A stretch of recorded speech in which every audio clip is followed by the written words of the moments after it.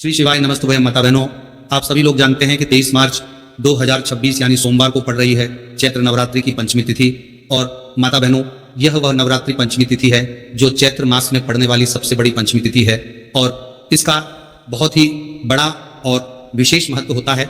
अगर कभी भी मौका लग जाए तो आप लोगों को कील और लहसुन लेकर बहुत छोटा सा उपाय करना है। इन दोनों का संयोग बहुत ही कम आता है क्योंकि ऐसा दिन पूरे साल में सिर्फ एक ही बार आता है। और माता बहनों, आप सभी लोग जानते हो कि चैत्र नवरात्रि पंचमी व्रत का अगर सबसे बड़ा कोई उपाय है तो वह कील और लहसुन वाला उपाय। तो माता बहनों, जिन लोगों ने इस उपाय को ना किया हो, मतलब पूरा साल निकल गया, उन्होंने किसी भी दिन इस कील और लहसुन वाला उपाय को ना किया हो, पर माता बहनों आपके पास एक आखिरी मौका बचा हुआ है जो कि 23 मार्च 2026 चैत्र नवरात्रि पंचमी तिथि व्रत के दिन है। तो इस दिन आप लोगों को इस वाले उपाय को जरूर कर लेना है।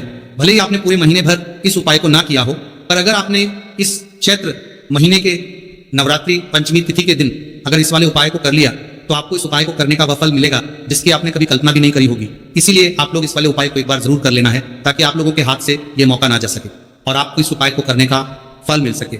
माता बहनों, इस उपाय को आज हम आपको बहुत अच्छे से समझाने वाले हैं। इस वीडियो को देखने के बाद इस उपाय को समझने के लिए आपको कोई और वीडियो को देखने की जरूरत नहीं पड़ेगी। तो चलिए उपाय को शुरू करते हैं। देखिए, इस चैत्र महीने के सोमवार नवरात्रि पंचमी तिथि के दिन ये इतना खास होता है, इतना महत्वपूर्ण होता है।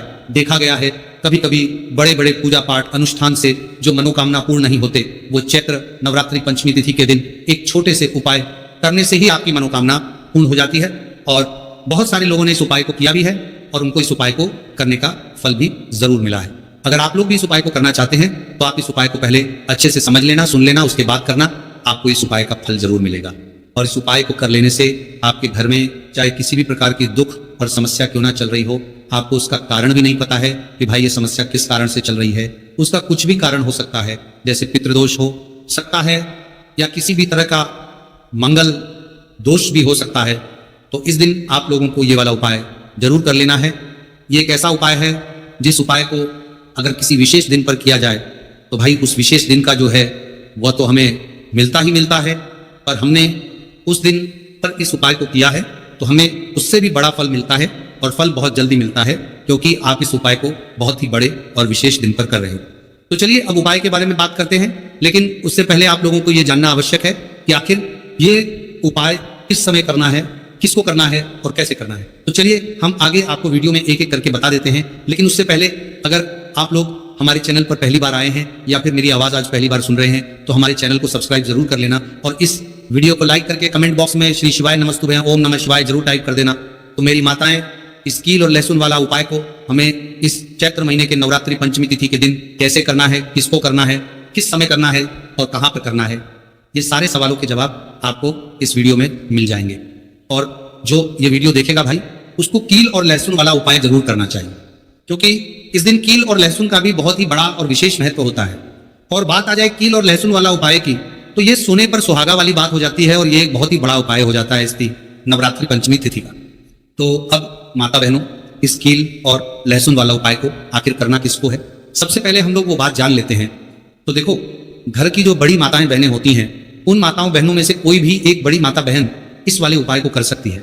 और अगर आप चाहे तो अपने घर में से सभी सदस्यों को भी इस उपाय को करवा सकते हैं। अगर किसी व्यक्ति की खुद की कोई मनोकामना है, खुद की कोई दुख और परेशानी है जो कि वह अपने लिए ही करना चाहता है, इस वाले उपाय को तो वह खुद अपने लिए भी कर सकता है। बाकी अगर कोई घर में से ऐसा है जो कि अपने पूरे घर परिवार की सुख और शांति के लिए यह वाला उपाय करना चाहता है तो भाई वो भी कर सकता है, उसमें भी कोई दिक्कत वाली बात नहीं है। कहने का मतलब यह है कि इस उपाय को हर एक सदस्य भी कर सकता है और पूरे घर परिवार के सदस्य के लिए घर की बड़ी माताओं बहनों में से कोई एक माता बहन भी कर सकती है। माताएं बहनें अगर घर में उपस्थित ना हो या ये वाला उपाय ना कर पा रही हो तो फिर घर का कोई बड़ा सदस्य भी इस कील और लहसुन वाला उपाय को कर सकता है, चाहे फिर वो पुरुष ही क्यों ना हो, उसमें कोई भी दिक्कत वाली बात नहीं है। उसके बाद में दोस्तों जो अगला प्रश्न निकल कर आता है वह ये आता है इस उपाय को लेकर कि आखिर इस उपाय को हमें किस समय करना है, सुबह के समय करना है कि शाम के समय करना है। तो देखो, इस वाले उपाय को आप लोग सुबह के समय ये भी कर सकते हो और शाम के समय प्रदोष काल में भी कर सकते हो। अब अगर आप पूछो कि गुरुजी सबसे उत्तम समय कौन रहेगा इस कील और लहसुन वाला उपाय को करने का, तो हम आपसे बस यही कहेंगे कि इस उपाय को आप सुबह के समय करेंगे तो ज्यादा बेहतर होगा। बाकी अगर प्रदोष काल शाम के समय भी करेंगे तो भी अच्छा होगा, उसमें कोई भी दिक्कत वाली बात नहीं है। तो चलिए जानते हैं इस विशेष उपाय के बारे में।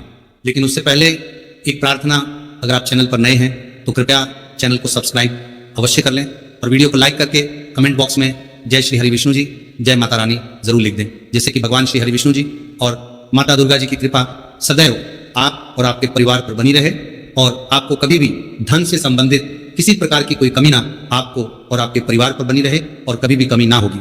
आज का यह वीडियो बहुत ही खास होने वाला है क्योंकि सोमवार नवरात्रि पंचमी व्रत में किए जाने वाले 3 विशेष उपाय आज आपको इस वीडियो में बताए जाएंगे। यह उपाय आप अपनी समस्या के अनुसार कर सकते हैं। इन उपायों में आपको धन प्राप्ति के उपाय बताए जाएंगे, आपकी मनोकामना पूर्ति के उपाय बताए जाएंगे। जीवन में किसी भी प्रकार के संकट चल रहे हैं, समस्याएं चल रही हैं, तो उनको दूर करने के उपाय बताए जाएंगे। चलिए जानते हैं सबसे पहले और सबसे खास उपाय के बारे में। तो आज की वीडियो में ऐसा उपाय आपके लिए लेकर आए हैं जिससे आपके लाख या करोड़ों शत्रु भी परास्त हो जाएंगे और कभी भी लौटकर आपके जीवन में शत्रु नहीं आएंगे। अगर आप लहसुन में एक कील गाड़कर इसे फेंक देते हैं तो कील और लहसुन से अब आपके शत्रुओं की छुट्टी हो जाएगी और शत्रु जो है वो हाथ जोड़कर माफी मांगेंगे। मतलब सोचेंगे कि उन्होंने आपसे शत्रुता करने के बारे में क्यों सोचा और उन्होंने आपसे शत्रुता क्यों की। अब देखिए, अगर गुप्त शत्रु भी हैं, क्योंकि देखिए गुप्त शत्रु जिन लोगों के होते हैं वह भी व्यक्ति को बहुत परेशान करते हैं, तभी आप देखेंगे कि आपके जो गुप्त शत्रु हैं वह भी परास्त हो जाएंगे और सामने से जो आप पर वार कर रहे हैं उनकी भी आपके जीवन से छुट्टी हो जाएगी। कभी आपसे शत्रुता नहीं करेंगे। या मान लीजिए आपको पता ही नहीं है कि आपके शत्रु कितने हैं या कौन आपका शत्रु है, क्योंकि कभी कभी शत्रु जो है वह मित्र के रूप में भी आ जाता है। मतलब हमारा मित्र बनकर हमारे जीवन में आता है, जिन्हें पहचानना बहुत मुश्किल है। मान लीजिए आपको आपके शत्रु का नाम नहीं पता, यह भी नहीं पता कि शत्रु कितने हैं, यह भी नहीं पता कि शत्रु ताकतवर है और किस तरह से आपको कितना नुकसान कर रहा है, तब भी आप इस उपाय को करिए। क्योंकि अगर पावरफुल भी शत्रु है, बहुत ताकतवर है ना, या बहुत कुछ आपके ऊपर करा रखा है या कराने के बारे में सोच रहा है, समझ लीजिए कि उसका सभी कुछ किया कराया इस उपाय को करने से तुरंत दूर होगा। तो शत्रु ने चाहे बंधनवार आपकी बुद्धि का करवा दिया हो, आपकी दुकान का करा दिया हो, आपके बिजनेस का करा दिया हो, वो भी खुल जाएगा। और आप विश्वास मानिए कि आपके जीवन में जो दुख और कष्ट आ रहे हैं ना, उनसे आपको हमेशा के लिए छुट्टी मिल जाएगी। मतलब कभी भी आपके घर में फिर दुर्घटनाएं नहीं होंगी, कर्जे जैसी समस्याएं नहीं बढ़ी और लड़ाई झगड़ा भी बिल्कुल आपके घर से, आपके जीवन से दूर हो जाए। देखिए होता क्या है, कभी कभी शत्रु इस तरह का किया कराया करवाते हैं कि घर के जो सदस्य हैं वह आपस में ही लड़ना शुरू कर देते हैं।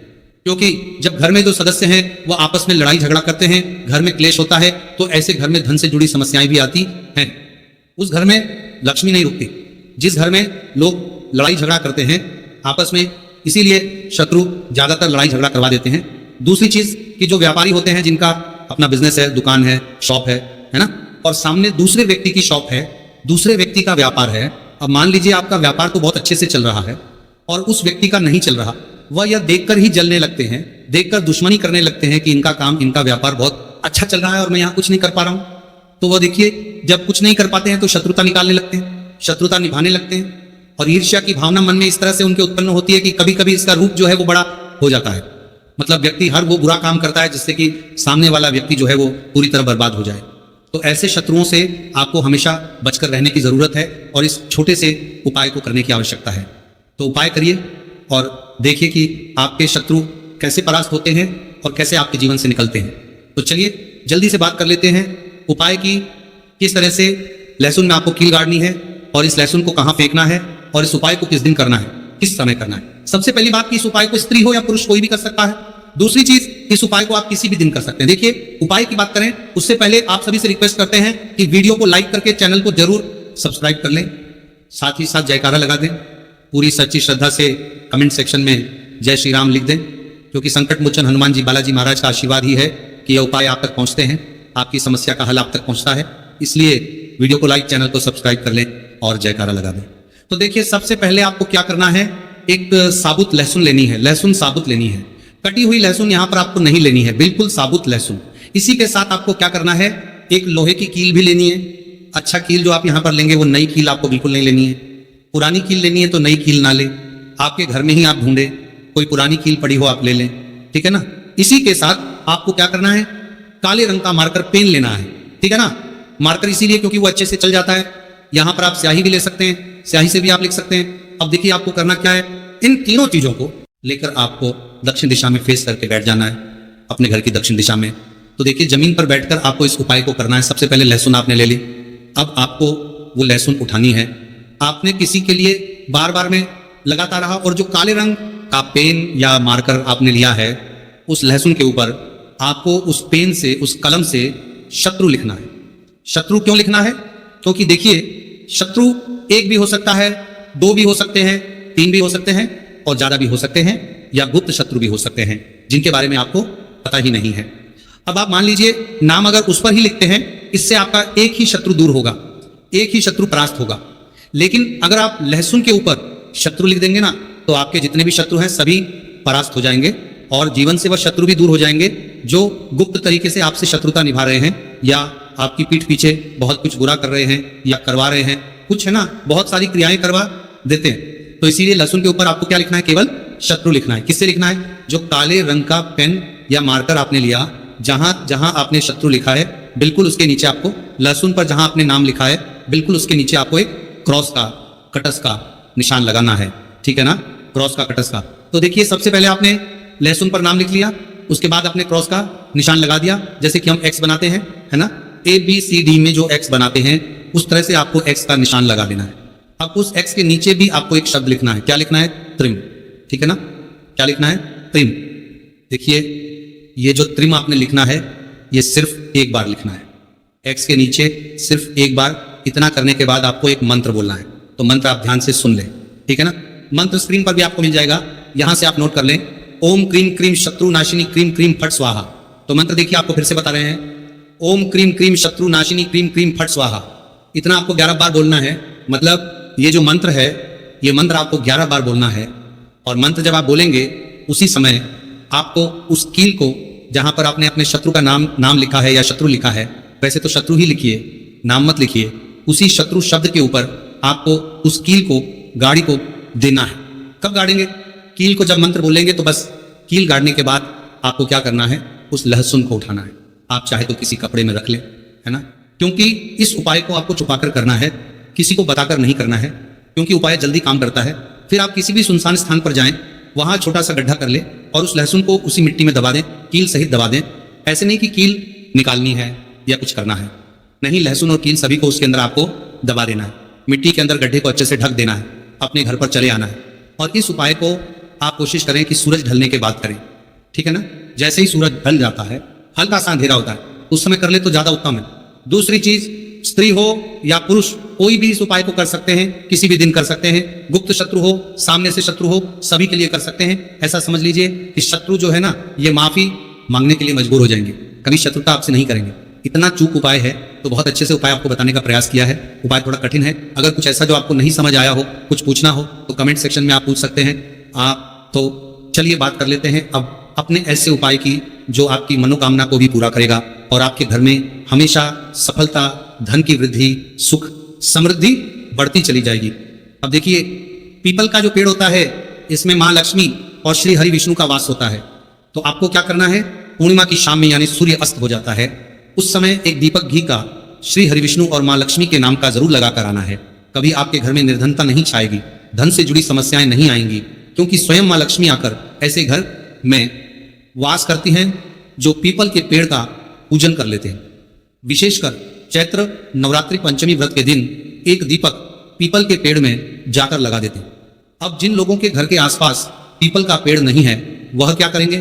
तो देखिए, आप अपने घर के ईशान कोण में घी का दीपक जरूर लगाएं, क्योंकि ये वह दिशा है जहां माँ लक्ष्मी का वास होता है, कुबेर भगवान का वास होता है, श्री गणेश का वास होता है। तो चलिए अब बात कर लेते हैं अब अपने तीसरे बहुत ही छोटे से उपाय की, जिस उपाय को करने से कभी आपके घर में बुरी शक्तियां, नेगेटिव एनर्जी, नजर दोष कभी प्रवेश नहीं करती। तो करना क्या है आपको इस दिन? सबसे पहले तो अपने घर में 1 या 2 कपूर जलाकर पूरे घर में इसका धुआं दिखाना है और मुख्य द्वार पर, यानी आपका जो लकड़ी का दरबार किया था दरवाजा है, बाहर की तरफ आपको 2 दीपक जरूर से लगाने हैं। देसी घी के माँ लक्ष्मी और श्री हरि विष्णु के लिए बहुत ही छोटा सा उपाय है, लेकिन बहुत लाभकारी है। तो इस उपाय को करिए, आपको लाभ होगा और जितनी भी समस्याएं, दुख कष्ट आपके जीवन में है, बहुत जल्दी आपके जीवन से दूर हो जाएंगे। अगर ये उपाय आप सही तरीके से कर लेते हैं, पूर्ण सच्ची श्रद्धा के साथ, पूर्ण निष्ठा के साथ कर लेते हैं, श्री हरि विष्णु और माँ लक्ष्मी पर विश्वास करके कर लेते हैं, कोई भी उपाय जब आप करें तो हमेशा यह सोचकर करें कि मेरा यह उपाय जरूर सफल होगा और मुझे भगवान की कृपा जरूर मिलेगी। आप देखेंगे कि इस तरह से जब आप उपाय करेंगे, आपको उसका फल जरूर मिलेगा। पूरे साल भर इस उपाय को ना किया हो, पर अगर आपने इस मार्गशीर्ष महीने में, तो आपको इस उपाय को करने का वो फल मिलेगा जिसकी आपने कभी कल्पना भी नहीं करी होगी। इसीलिए इस हल्दी दीपक वाले उपाय को एक बार जरूर कर लेना, ताकि आप लोगों के हाथ से यह मौका ना जा सके और आपको इस उपाय को करने का फल मिल सके। दोस्तों, यह उपाय पंडित जी ने अपनी अभी की ही शिव महापुराण की कथा में बताया है, जो इस उपाय को आज हम आपको बहुत अच्छे से समझाने वाले हैं। इस वीडियो को देखने के बाद इस उपाय को समझने के लिए आपको कोई और वीडियो को देखने की जरूरत नहीं पड़ेगी। तो दोस्तों, इस उपाय को आपको कैसे करना है, कब करना है, कहां पर करना है और उपाय को करते समय आपको किन किन गलतियों को नहीं करना है और आपको किन किन बातों का ध्यान रखना है, यह सारी जानकारी हम आपको इस वीडियो में देंगे। तो चलिए भक्तों, उपायों को शुरू करते। अगर आप भी चाहते हैं कि महादेव जी का आशीर्वाद आप पर सदैव बना रहे, तो वीडियो को लाइक करें, चैनल को सब्सक्राइब करें और कमेंट बॉक्स में हर हर महादेव जरूर लिखें। तो दोस्तों, यह थे पूज्य गुरुजी द्वारा बताए गए कुछ बहुत ही खास उपाय। अगर आपको जानकारी अच्छी लगी, पूरे साल भर इस उपाय को ना किया हो, पर अगर आपने इस मार्गशीर्ष महीने में, तो आपको इस उपाय को करने का वो फल मिलेगा जिसकी आपने कभी कल्पना भी नहीं करी होगी। इसीलिए इस हल्दी दीपक वाले उपाय को एक बार जरूर कर लेना, ताकि आप लोगों के हाथ से यह मौका ना जा सके और आपको इस उपाय को करने का फल मिल सके। दोस्तों, यह उपाय पंडित जी ने अपनी अभी की ही शिव महापुराण की कथा में बताया है, जो इस उपाय को आज हम आपको बहुत अच्छे से समझाने वाले हैं। इस वीडियो को देखने के बाद इस उपाय को समझने के लिए आपको कोई और वीडियो को देखने की जरूरत नहीं पड़ेगी। तो दोस्तों, इस उपाय को आपको कैसे करना है, कब करना है, कहां पर करना है और उपाय को करते समय आपको किन किन गलतियों को नहीं करना है और आपको किन किन बातों का ध्यान रखना है, यह सारी जानकारी हम आपको इस वीडियो में देंगे। तो चलिए भक्तों, उपायों को शुरू करते। अगर आप भी चाहते हैं कि महादेव जी का आशीर्वाद आप पर सदैव बना रहे, तो वीडियो को लाइक करें, चैनल को सब्सक्राइब करें और कमेंट बॉक्स में हर हर महादेव जरूर लिखें। तो दोस्तों, यह थे पूज्य गुरुजी द्वारा बताए गए कुछ बहुत ही खास उपाय। अगर आपको जानकारी अच्छी लगी